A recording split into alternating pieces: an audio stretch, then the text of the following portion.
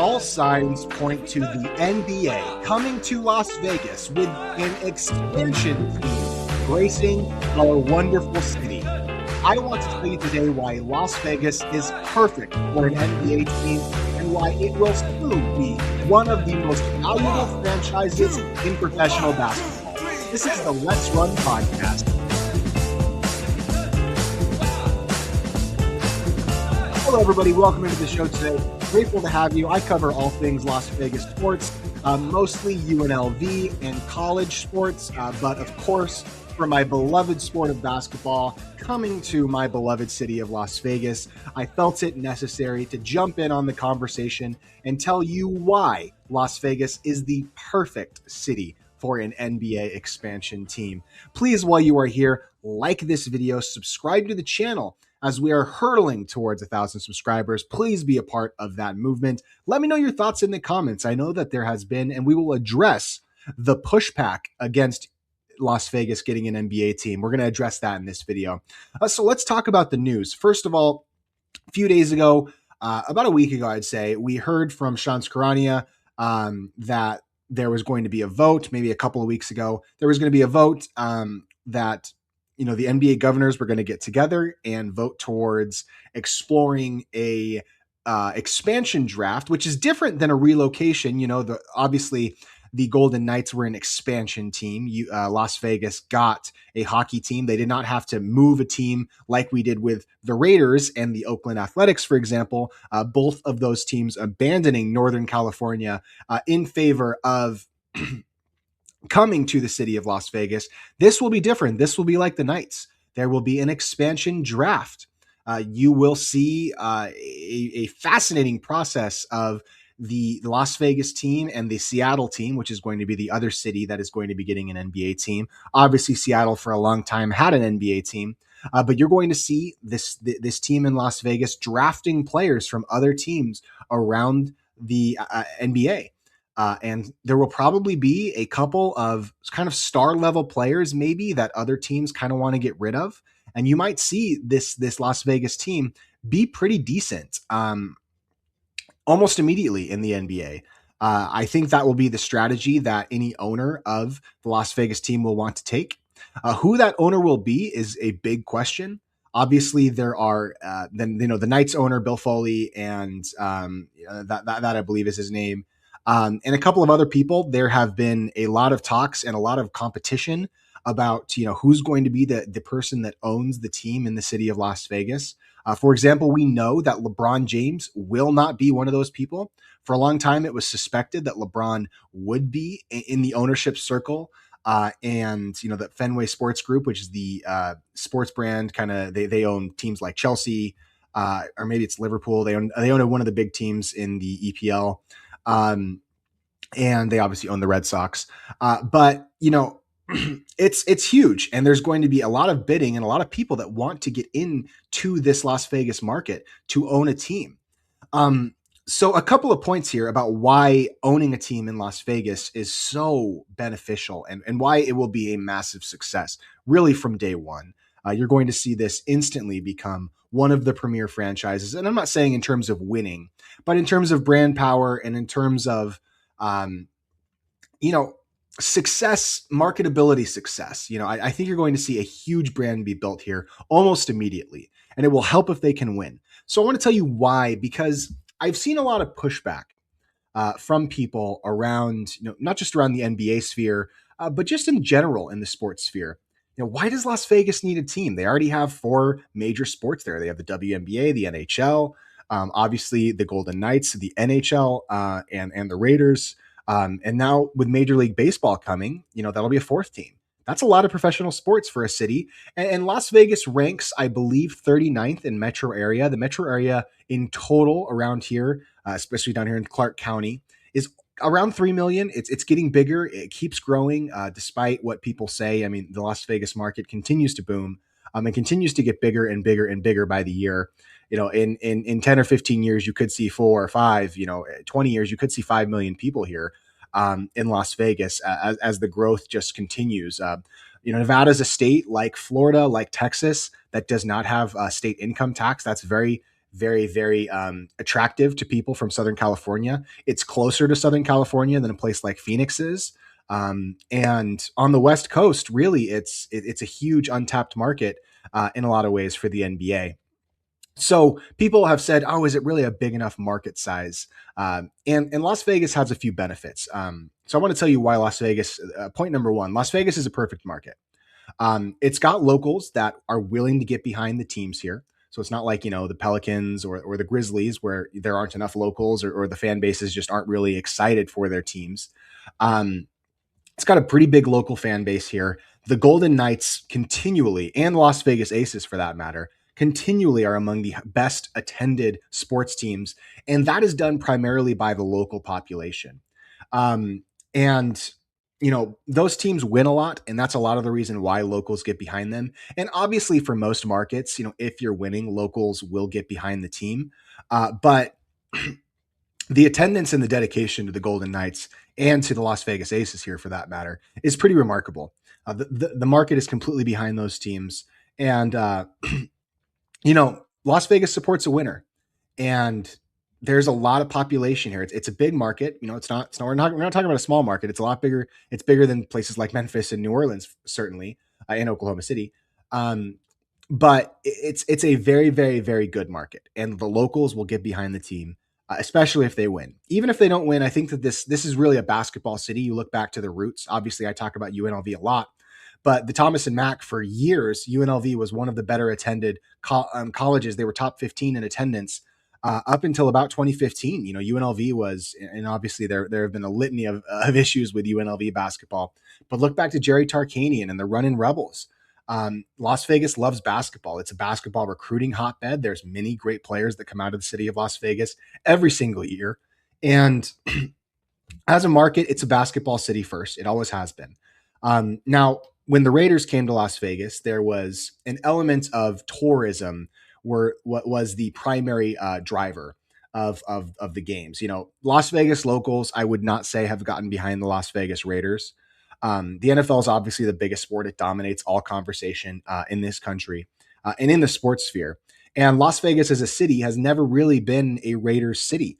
And I think that there's a couple reasons why. One, it's very easy to get to Las Vegas. I mean, obviously, Las Vegas is one of the preeminent tourist destinations in the world, let alone in the United States.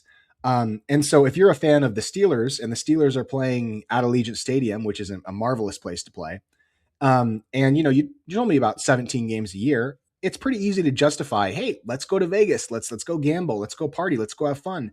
And so even though the locals of Las Vegas have not necessarily gotten behind the Raiders, its location near the Strip, Allegiant Stadium, and people just wanting to come and travel to Vegas because Vegas is still, despite what you'll hear, a massive tourist destination.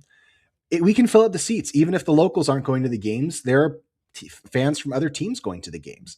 And do I care if it's fans from other teams or locals going to games in terms of the success? If I'm just trying to measure the success of a team, I don't. I just want to see butts in seats. And the Raiders put butts in seats. In terms of capacity, the Raiders are filling up Allegiant Stadium, despite being a horrific franchise. And so it's a great stadium, and the Raiders have shown, and I believe the A's will show as well, that, these things are on the Strip and they are entertainment options, and people will travel in and maybe go catch a baseball game. The Oakland A's are coming in. They're going into the site where the Tropicana used to be.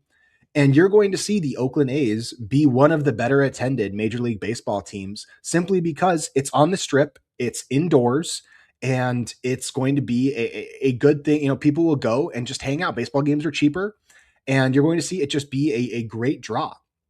Now, some of the pushback on this point. So point number one, locals will support the team. Obviously, if it's winning, locals will support them immediately and be among the most diehard fans. If they can come out swinging and be good immediately, locals will get behind the team like crazy. But point number one, locals will get behind them, and it's a good market. Is it a top 20 market? No, it's still a very good market, and it's continually growing. Point number two is the tourism. This is the advantage that Las Vegas has over every other city in professional sports. There are countless hotel rooms right next to these stadiums. People will come in, watch the games. Even tourists that didn't come here specifically for an NBA game will say, there's NBA basketball going on over there. I can buy a ticket and say they're a sports bettor. They can just go and watch the game. And a big pushback on this point has been the Las Vegas tourism numbers. Now, certainly post COVID, tourism has been in an interesting spot. I think a lot of people during COVID were cooped up and wanted to get out and go and travel. And that, there was a lot of demand for travel right after COVID ended. And so, places like theme parks, you think of your Disney Worlds, your Universal Studios, Las Vegas, your big tourist attractions, all had been shut down during COVID. And there was a huge demand spike because Las Vegas had some awesome years post COVID. And so they said, hey, there's a lot of demand here. And we just lost a bunch of money from being closed during COVID, things that are going to take years to recoup. We got to jack up our prices. And Las Vegas did that. Las Vegas became and still is to a large extent too expensive. Las Vegas has never been known as a place. Obviously, there you can be a whale, you can be a big casino gambler, you can be a person that spends millions of dollars, a hand on poker and come to Las Vegas. You can come here and spend a lot of money, but there's always been a sense that you can come to Las Vegas and get a good deal. And the casinos are going to make up any money that they're giving you by giving you cheaper hotel rooms and cheap food on the slots and on the tables. And that hasn't always been the case, but we are seeing that change. And despite what you may have heard about Las Vegas tourism, people are still coming and paying for hotel rooms. And yeah, has there been a slight dip? For sure. But there have been slight dips in the past. What do you think happened in 2008 and 2009 during the financial crisis? There were dips then too. And Las Vegas has been completely bulletproof in terms of its ability to attract people to come. Now, sports gambling and gambling as a whole being available more readily nationwide has caused Las Vegas to have to adjust its strategy. But that's why things like professional sports have come to Vegas. That's part of them adjusting their strategy. And so if you think for a second that Las Vegas is weak in terms of tourism and its ability to attract people to come to games and just come on the strip, you're just wrong. The numbers don't support that. And so point number 2 is tourism will buoy whatever team comes here. Whatever team we get in this expansion. Point number 3, and this is one of the most slept on points, and I guess I'm going to do 4 points here. Point number 3 is the ability to own and operate a stadium, an arena on the Las Vegas Strip is just incredibly lucrative for whoever owns this team. Las Vegas is the king of concerts. There are more concerts here than you can wrap your head around. More venues for concerts, big artists, small artists. You come, you play a show in Vegas. It's just a great place to have live events. And concerts are the best example, but they're not the only example. You see, obviously the National Rodeo Finals are here every year. There's so many different college basketball tournaments that are here every single year. And frankly, your ability as an owner, I've seen a lot of people say, well, they're just going to play in T-Mobile. That's where the Golden Knights play. And certainly it's ready for an NBA team. T-Mobile could, it's where the Golden Knights play. It's about a decade old. It was built right before the Golden Knights came into Vegas. Certainly you could play an NBA team in there, and perhaps for 1 year you will. But I'm of the belief that an owner of an NBA franchise here in Vegas, and the reason why this NBA franchise in Vegas will be more valuable than the team that goes to Seattle, you're going to see a bigger bidding war for this team in Vegas, is because they're going to be able to build their own arena, probably on the north end of the Strip, if you're aware of the Strip, closer to the Fontainebleau and the Sahara is where I think the arena will go. Kind of maybe on the old Wet and Wild site where the water park used to be down on the Strip. They're going to be able to own an arena there, and you're going to have to, and just, not just your NBA games and your other events, maybe your college basketball events, you're going to be able to get concerts and events and things, things like the Las Vegas Rodeo, the NFR Rodeo. How many events can you host on the Strip? It's just the place to host events, and the prospect of owning an arena in downtown Las Vegas where you can sell concerts and you can sell all of the live entertainment that Las Vegas offers is just going to be tantalizing for an NBA owner. A lot of times NBA teams' value is propped up by their arena. And Las Vegas, I feel very confident that the Las Vegas expansion team will have its own arena. Lastly, like I said before, Nevada's a no state income tax state. It's close to Southern California. There's lots of room out here. It's not too congested, Las Vegas. The traffic isn't too bad. Obviously, there are some parts of it where traffic can get a little annoying, but Las Vegas is just a great place to live. And the tax situation, I don't think that you're going, in the strip, the glitz and glamour of the strip, I don't think you're going to have any difficulty attracting NBA players to want to live in Las Vegas. Land is inexpensive compared to California, and just frankly, it's the perfect place for NBA stars to want to play and to grow their brand. It's an international city, and NBA stars will be flocking to join the Las Vegas team. So, just in summation, one, locals will get behind the team, especially if they win. Two, even if locals aren't entirely behind the team, which because it's an expansion team, I feel like a relocation, it's harder to get behind a team because it's been owned by somebody else. But a relocation team is really yours and will be branded. What's this team going to be named?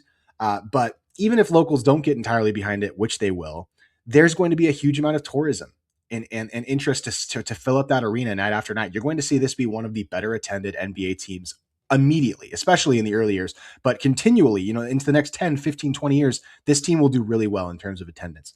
Point number 3 is it's just incredibly valuable to own an arena on the strip. And that's why this team will be the most valuable. The Lakers, definitely they did a selling of their, a portion of the Lakers was sold to Mark Walters, the owner of the Dodgers, and that came at a $10 billion evaluation. Obviously, that's the Lakers. That's the most valuable, basketball franchise in the world. You're going to see this team, I bet you, come pretty close to that valuation. That 8, 9, $10 billion valuation is what you're going to see for this Vegas team because of the glitz and glamour of the market, the ability to own an arena on the strip. And lastly, point 4 was players are going to want to play here. It's a great place to live. The weather's great. You have sunshine, no rain, no snow. With air conditioning, it's really easy to escape the heat. And in the summer, you're not here anyway. You can go to wherever you want in the summer. The winter, fall, spring in Vegas, it's not as hot as Phoenix. And it's just a wonderful place to live with no state income tax. So those are the reasons why Las Vegas is the perfect market for an NBA team. And, I really thought that there was going to be more pushback. I thought more NBA owners would be hesitant of sharing revenue with another team. And it seems like those, Dolan from the New York Knicks seems to be the person, the ringleader of we shouldn't expand. But frankly, because of this valuation of the Las Vegas and Seattle team, each of these NBA owners is probably going to walk away pocketing like $500 or $600 million. That's straight cash to the NBA owners that they do not have to share with the players. It's a no-brainer. Las Vegas is perfect. Let me know your thoughts down in the comments. And I appreciate you checking out this video. Please do subscribe to the channel. Let's run.